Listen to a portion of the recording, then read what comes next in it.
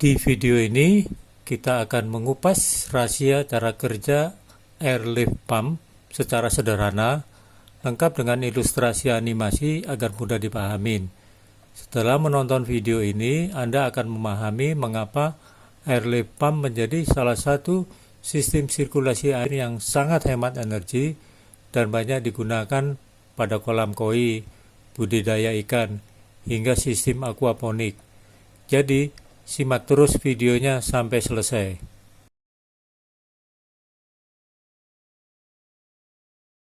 Kalau saya mengatakan bahwa air bisa dipompa tanpa impeller, tanpa piston, bahkan tanpa pompa air, apakah Anda akan percaya?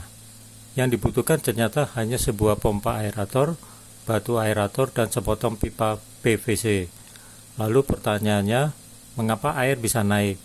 Apakah udara mendorong air? Atau ada prinsip fisika lain yang bekerja? Mari kita bahas.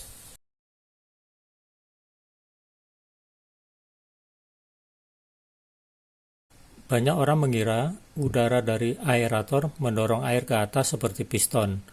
Padahal bukan itu prinsip utamanya. Udara memang berperan, tetapi bukan sebagai pendorong langsung. Yang terjadi sebenarnya adalah perubahan massa jenis campuran air dan udara sehingga timbul perbedaan tekanan hidrostatik. Sebelum udara dimasukkan atau dipompakan, air di dalam pipa memiliki berat yang sama dengan air di luar pipa. Tekanan pada dasar pipa juga sama. Karena tidak ada perbedaan tekanan, maka air tidak bergerak. Ketika pompa aerator mulai bekerja, udara dialirkan ke bagian paling bawah pipa melalui batu aerator. Udara kemudian berubah menjadi ribuan gelembung kecil. Sekarang terjadi sesuatu yang sangat penting. Di dalam pipa, air tidak lagi murni. Air sudah bercampur dengan udara.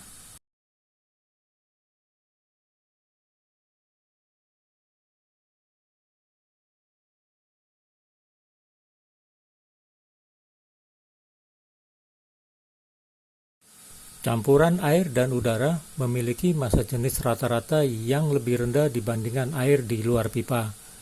Karena kolom fluida di dalam pipa menjadi lebih ringan, tekanan hidrostatiknya juga menjadi lebih kecil. Sementara itu, air di luar pipa tetap memiliki massa jenis penuh, sehingga tekanannya lebih besar. Akibat perbedaan tekanan ini, air di bawah terdorong masuk ke dalam pipa. Campuran air dan udara kemudian terus naik hingga keluar dari ujung pipa. Jadi sebenarnya yang mengangkat air bukan udara secara langsung, melainkan perbedaan tekanan hidrostatis yang tercipta akibat campuran udara dan air.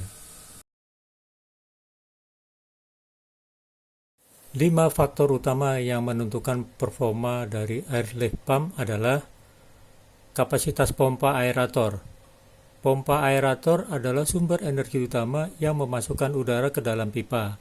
Semakin besar volume udara yang diinjeksikan, semakin besar pula bagian kolom air yang berubah menjadi campuran udara dan air. Debit udara kecil, gelembung kecil, maka air yang terangkat sedikit. Debit udara sedang, aliran air meningkat secara signifikan. Tetapi debit udara terlalu besar, gelembung saling bergabung menjadi gelembung besar, sehingga efisiensi justru turun. Artinya, lebih besar tidak selalu lebih baik. Yang paling penting adalah kapasitas udara yang sesuai dengan diameter pipa. Kualitas batu aerator. Inilah komponen yang paling sering dianggap sepele.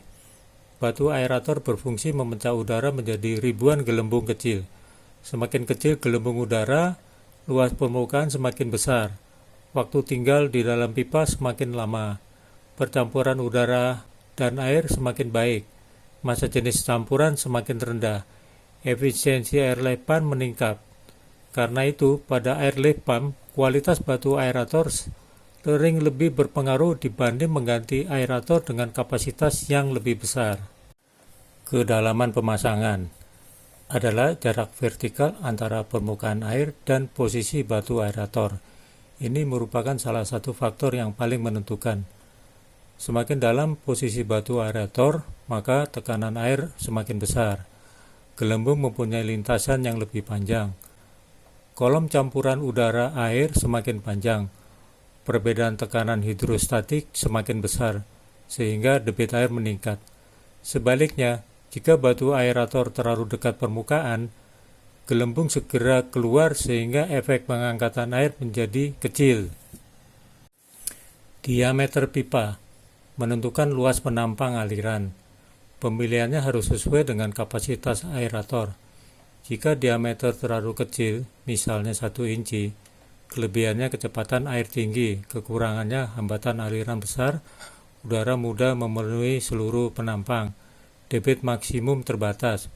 Diameter terlalu besar, misalnya 4 inci, kelebihan hambatan kecil, kekurangan, udara tidak cukup untuk mengurangi massa jenis seluruh kolom. Sebagian air tetap berat, aliran menjadi lemah. Diameter optimum adalah kondisi ketika volume udara mampu mengisi sebagian penampang pipa secara merata. Semakin besar diameter pipa, semakin besar pula kebutuhan suplai udara. Tinggi pengangkatan air atau head adalah selisih ketinggian antara permukaan air kolam dan titik keluarnya air. Semakin tinggi air harus diangkat, semakin besar energi yang dibutuhkan. Pada airlift pump, kemampuan menghasilkan tekanan relatif kecil. Oleh karena itu, head rendah, debit tinggi, head sedang, debit mulai turun, head tinggi, debit turun drastis, head terlalu tinggi, air berhenti mengalir. Kelima faktor ini harus dirancang secara seimbang. Airlift pump dengan aerator besar tetapi batu aerator buruk, atau dengan pipa yang diameternya tidak sesuai, tetap tidak akan menghasilkan debit yang optimal.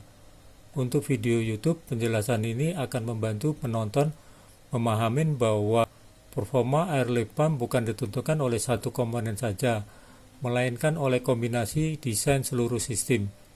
Jika salah satu faktor tidak sesuai, debit air akan turun meskipun aerator bekerja dengan baik.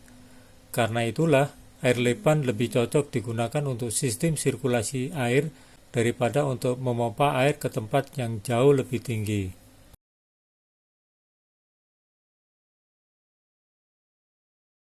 Jadi, sekarang kita tahu bahwa airlift pump bukan bekerja karena udara mendorong air seperti piston. Udara hanya mengubah massa jenis kolom fluida di dalam pipa.